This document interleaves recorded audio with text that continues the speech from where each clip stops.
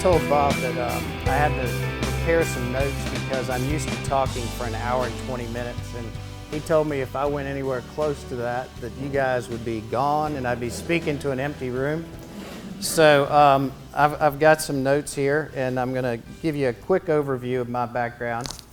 So my father went to Notre Dame. His sister is a nun. My mother went to St. Mary's.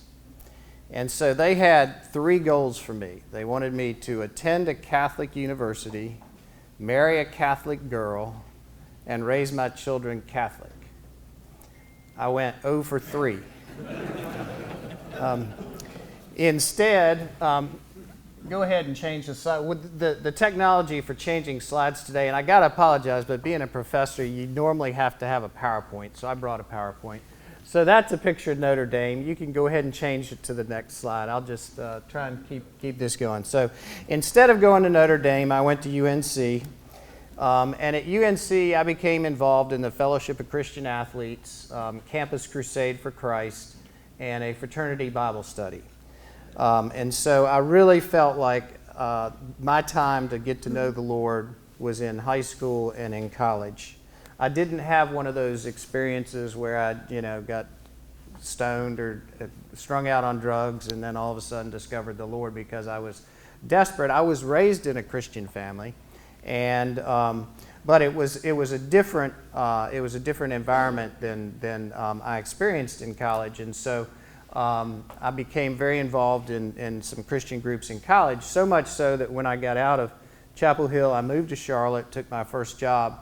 And I was one of about a half a dozen people that started up the Young Life program at Charlotte Country Day School. I know some of y'all are probably familiar with that school. Next. So after a brief stint in Charlotte, I moved to Boston to attend graduate school. I'd never been to Boston in my life until I showed up in a U-Haul. So it was a bit of a culture shock for me. And I'd never been to New York in my life, unlike most people my age at that time. But I spent my summer between my first and second year in business school working on Wall Street for the top merger and acquisition advisor in the country.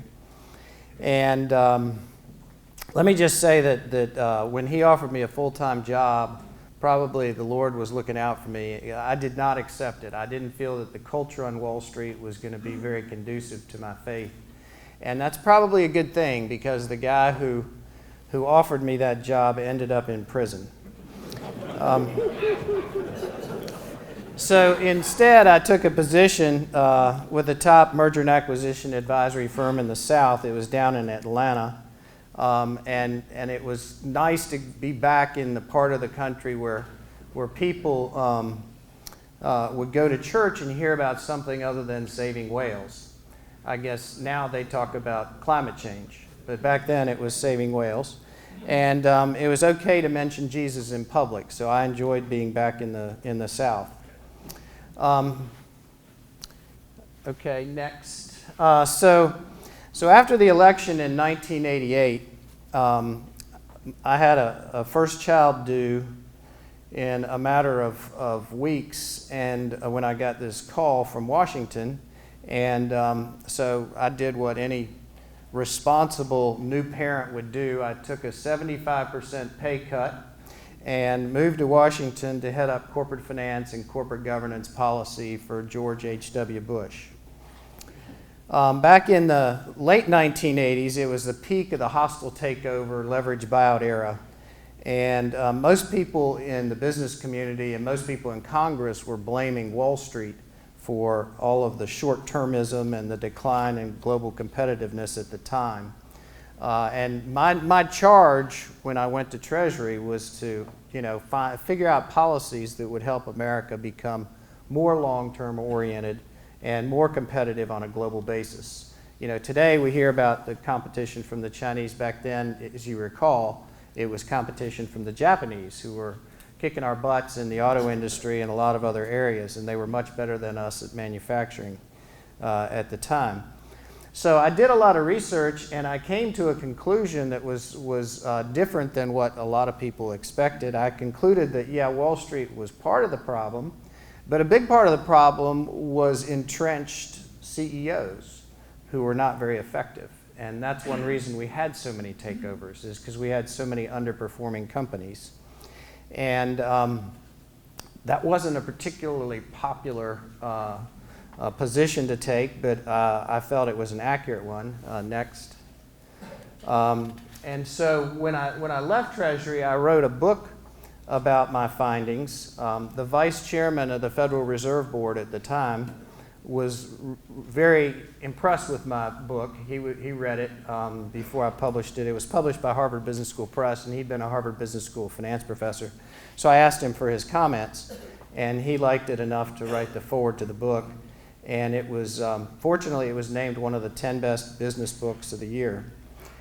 And so because of my book and my public policy background, I was recruited to join the faculty at Keenan Flagler at UNC, next. And went on the faculty there about 13 years ago. I created the course on corporate governance, which I've taught for the last 13 years in the Masters of Business School there. And I use this course as a platform to share some of my Christian viewpoints with the students.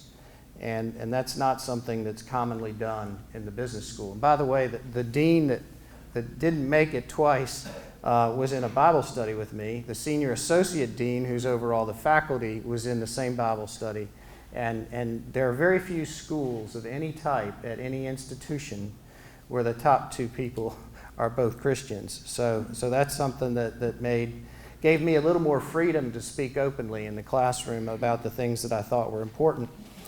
So the major theme in my class on corporate governance was that companies that operate with a higher purpose actually perform better than companies that are obsessed with short-term financial results.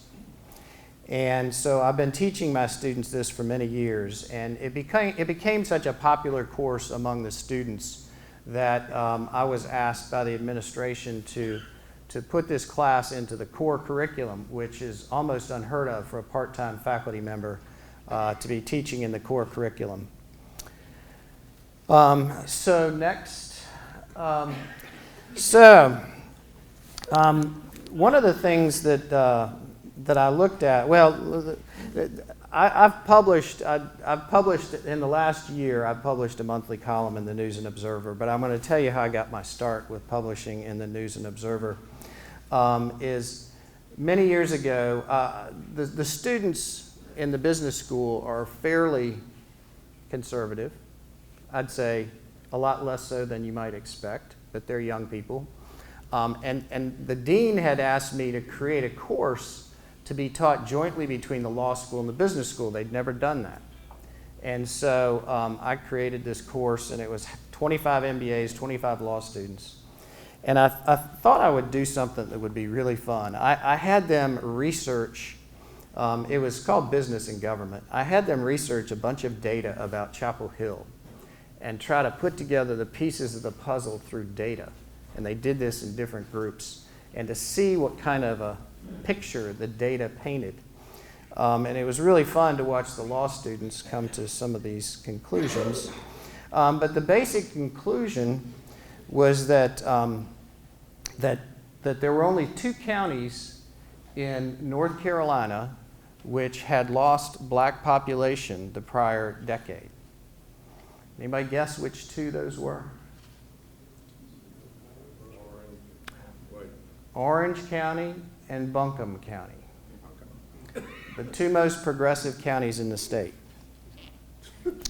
And so I wrote a series of articles about how the policies in Chapel Hill had driven up the cost of living so high, water prices, property taxes, real estate.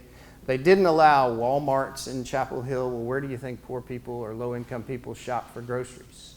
Where do you think low-income people get their first jobs? I mean, everything about the Chapel Hill business model made it a very undesirable place for low-income and minority people.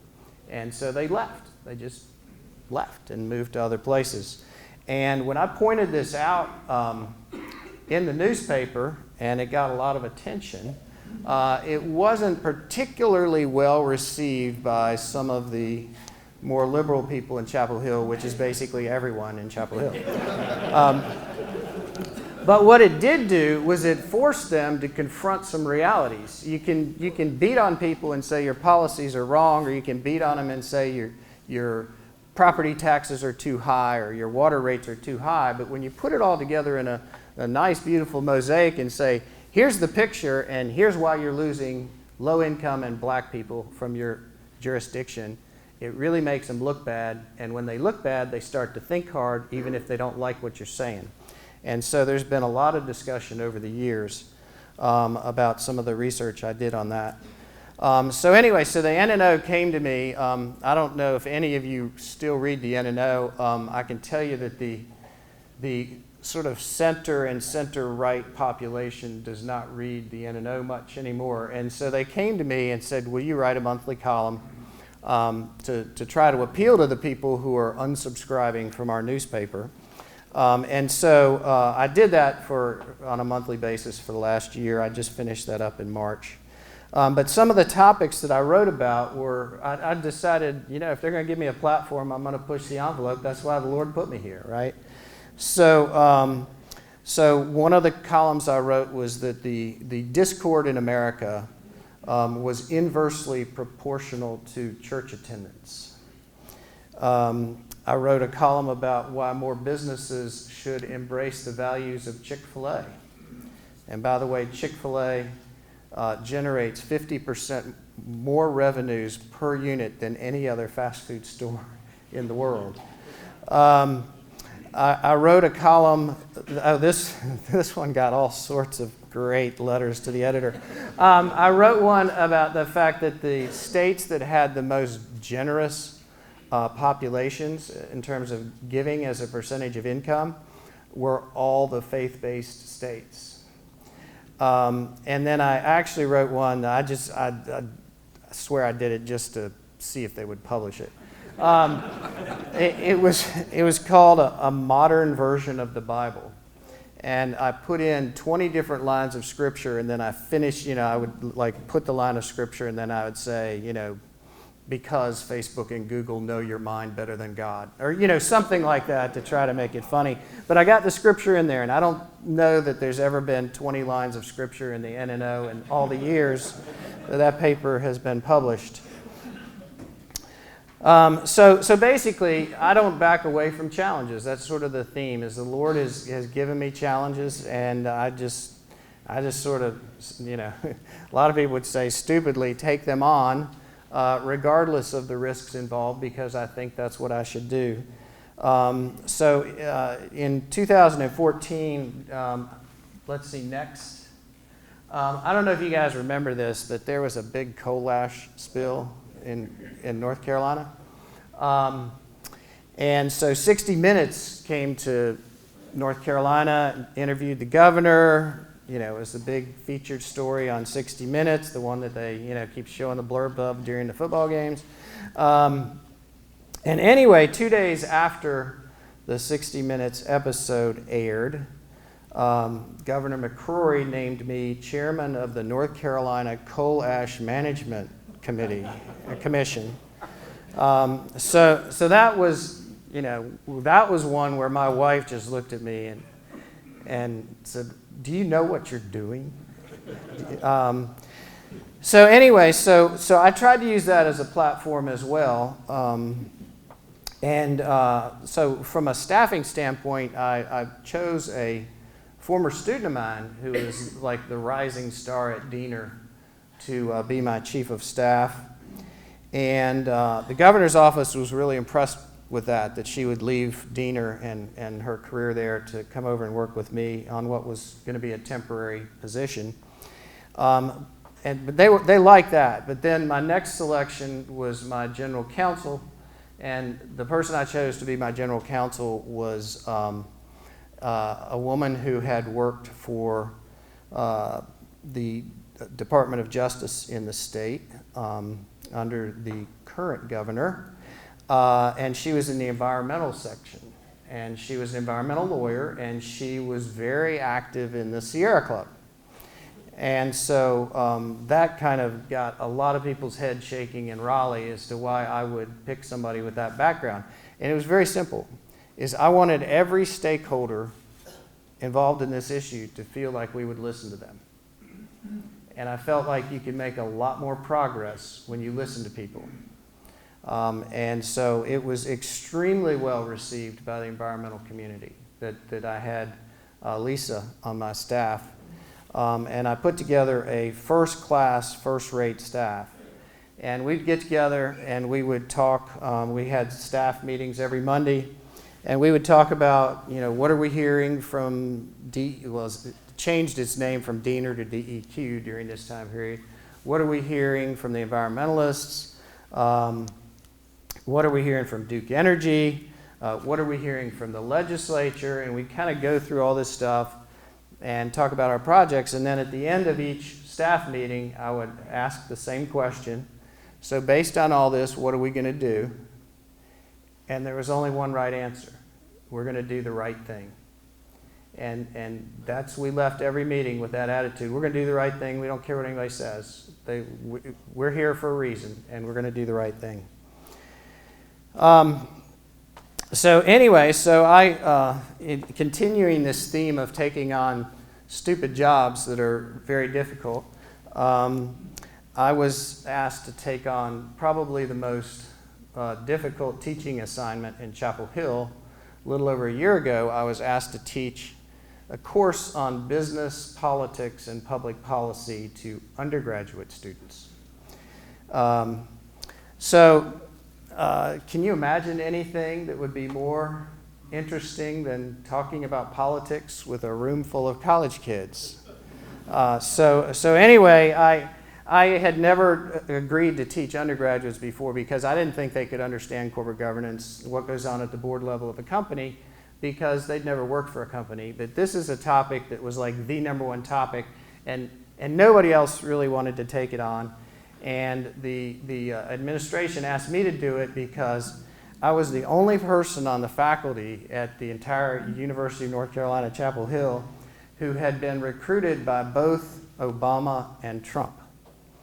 And so they figured the students couldn't give me grief about anything because there's no way they could stake me out as being too extreme on one side or the other. Obama had recruited me to be on the board of the Federal Reserve, and I hope you guys saw my former Treasury boss on 60 Minutes on Sunday, Jay Powell. But Trump had recruited me to be the chief operating officer of the Small Business Administration.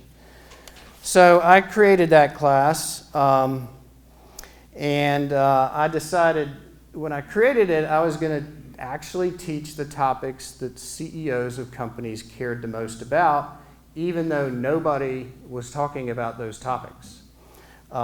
They included things like intellectual property theft, forced technology transfer, and I had one class devoted to CFIUS. I don't know how many of you know what CFIUS is, but it's the Committee on Foreign Investment in the United States. It is the law that oversees the purchase of American businesses by foreign entities that have strategic value, strategic or military value to the United States. So we were talking about those kinds of topics. Nobody else was talking about those kinds of topics. Next. So, I got some students interested, but guess who else I got interested in what I was teaching? Does anybody know what this building is? That's a central government building in China. I'm not going to talk a lot about the specifics of how interested the Chinese were in what I was teaching, but suffice it to say that I received a visit from NCIS and the FBI, and after several hours with them, telling them exactly what had gone on, they assured me that given my background, that as long as I was teaching at a major university, I would be on their radar. And so for the benefit of my family and my sanity, I decided I would retire from the University of North Carolina, Chapel Hill, which I will, effective the end of this month. So anyway, next, So this is what I'm doing now. I've raised two sons successfully. This is my 14-year-old daughter who is at Cape Fear Academy. And you can flip to the next slide. And this is me and my wife. So our way of getting our daughter out of her room and away from her devices was to build a horse farm. And it's her happy place, and when she gets out there, she's just a different person. We have a lot of really good quality family time, and it's a lot of work, but it's going to be a lot of fun. And, for me, it's a great thing because, you can imagine spending your whole life doing the kinds of things I'm doing. When I was working at Treasury, I was writing a book, running an M&A firm, and teaching 4 classes at a major university. I haven't had a lot of free time in my life. And one of the things the Lord's been saying to me is you need to just slow down and listen. So I don't know what he's going to tell me now. I can't tell you what he's going to tell me. But I can tell you that I'm going to take more time and listen. So I am looking forward. I may not be fully retired till June 30th. I'm still getting paid even as we speak, but I'm not doing anything at UNC. So anyway, so that's kind of the did I make the time limit? Am I okay, Bob? Okay. So I can take a question or two if people have it, or however y'all want to do. What Bible Yes. study you're involved in Carolina? When I was at Carolina? Well, when I was at Carolina, I was involved in a campus-wide Christian Bible study, but I was also involved in a fraternity Bible study, and that was really an important witness. Because fraternity I was in at Carolina, if any of you are familiar with Carolina fraternities, I was a beta. And the betas were one of the more social fraternities on campus. And the fact that we had anywhere from 10 to 15 guys getting together once a week to talk about the Lord caught the attention of some of the other fraternity brothers who were probably less spiritually inclined. Michael, who was your mentor? And part 2 is, are you mentoring other people right now? Yeah, who my mentor was, that's a very interesting question. The answer is no one. And I've worked in a lot of different situations, but I've never really had somebody sort of take me under their wing and say, here's the way of the world. Not even my father, really. My father was an engineer who worked in Moncure, North Carolina. We lived in Raleigh when I was growing up. And I didn't get a lot of guidance from him. And I never had a boss that kind of took me under their wing. And so most of the things that I know because I've made mistakes and I've learned the hard way. And yes, I am mentoring others. I mentor a lot of people. I'm really proud of the fact that the last 3 years at UNC, they have a magazine that goes around to all the top business schools, MBA schools in the country. I think there's about 25 of them. And they pick the best student at each school, and they interview that student about their experience in business school. And the last 3 years, the student that UNC picked as the best student said that their favorite class was my class. And these are kids that I spend time with outside of class. This year, the woman who was chosen, I've probably had dinner with 3 or 4 times.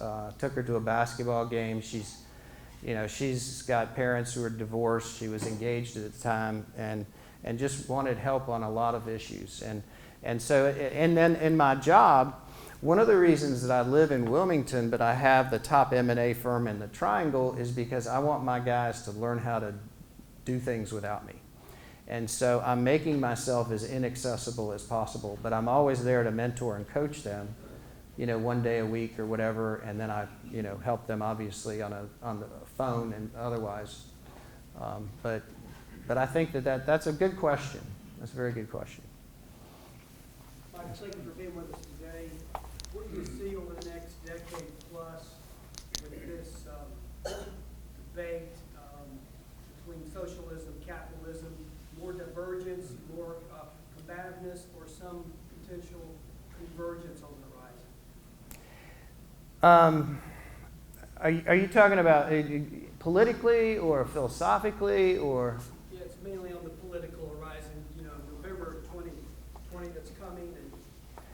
Yeah, I mean, there's two real issues. One is what's going on in the U.S. And you know, when you've got a majority of college students saying socialism is a better economic model than capitalism, you've got issues. But this was another topic I wrote about just to stir things up. There's 26 registered Democrats for every Republican on Chapel Hill faculty, on the faculty of Chapel Hill. So students are hearing certain worldviews, and they're coming out of college with those worldviews. And so if you look at the breakdown of political camps these days, a lot of it is age-based. A lot of it is age-based. And that's one issue. But then you've got the bigger picture issue, which is, you know, globally. I mean, today, if you read the Wall Street Journal, you know, Russia has just demanded that Tinder turn over all the user data and all their correspondence. Everybody who uses Tinder in Russia, the government is going to read. Right now, you know, you've got socialist regimes in, well, I'm not sure socialism is the right word, probably communist regimes, obviously, in China and Russia that are getting stronger and stronger and stronger. And so there's going to be a global competition. We're going to be going back to the Cold War days in some respects. I mean, if you think that the Trump trade war that's been going on is about tariffs on soybeans, you've been listening to CNN. If you read the Wall Street Journal, you'll see that that whole issue is about intellectual property theft and forced technology transfer. And they had an agreement on those two things, and at the last minute, the Chinese basically struck out all the provisions to hold them accountable for their agreement on this. And that's why Trump said, okay, we're going back and we're putting more tariffs on them. This is not about soybeans, folks. Yes. Yes, sir. Your study about correlating Christian values with good performing companies in America where corporations are getting more hostile against Christian positions. When you look in your crystal ball, what's that going to do to American business in the next decade versus the world? Well, I didn't really. I studied Chick-fil-A because the guy who's the youngest board member at Chick-fil-A, who actually owns the Chick-fil-A at South Point Mall in the Triangle, is a good friend of mine. And I was able to get access to a lot of information that most people don't have. But I didn't do a systematic study of what I learned was that Chick-fil-A totally outperforms anybody else, McDonald's, Wendy's, all those guys by so far nobody will ever catch them. But when they interview people, they don't interview people and ask them, are you a Christian? They ask questions about, do you know how to serve others? And that's what they're looking for, is people that know how to serve others. And that's one reason why when you walk into a Chick-fil-A, you have a totally different experience than when you walk into a Burger King. But some companies are becoming, I would say, more hostile to Christian values, while others are not. The ones we read about are the tech companies, and the tech companies, if you haven't read today's paper and yesterday's paper, are about to go through a very difficult time because we finally found something Republicans and Democrats can agree on, and that is that certain tech companies have too much power. And there are cultures in some tech companies that are hostile to Christian values. I do know that. And they're the ones we read about. But I would say that they're not the norm. I in my M&A business, I tend to spend a lot more time selling companies that are owned by Christians. And they perform really well because they have very devoted people with really strong values. And it's hard to refute that. Anything else? Mike, I do have a question. You talked about this concept that I would say using your platform. My question is, how did God work in your heart to start opening your eyes to identifying, I'm here for a purpose, and this is the purpose that God has me here for? I think that would help a lot of men to think through, you're not just there on accident, you're there on purpose. So how did God work in your heart to open your eyes to using your platform? I felt very early on when I became a Christian that my life was to be lived for Him and not for me, no matter where He put me. And I have never had any doubt that He put me in the places He put me in. When I went to the Treasury Department, I was early 30s. I mean, I had no idea why they wanted me to do that job. But I guess it's every opportunity I've had, I've said, He's put me here, so I'm going to do what I think He would want me to do. And I'm not going to go into this job and worry about my career. What does this mean for my next job? Or what does this mean for my resume? And so I just never really give much thought to that. When I wrote articles in the N&O, my wife would read them and she would cringe and she would go, oh my God, my Facebook page is going to blow up. But I wrote what I believed, and it impacted a lot of people. It impacted the whole discussion in Chapel Hill about the way they were running the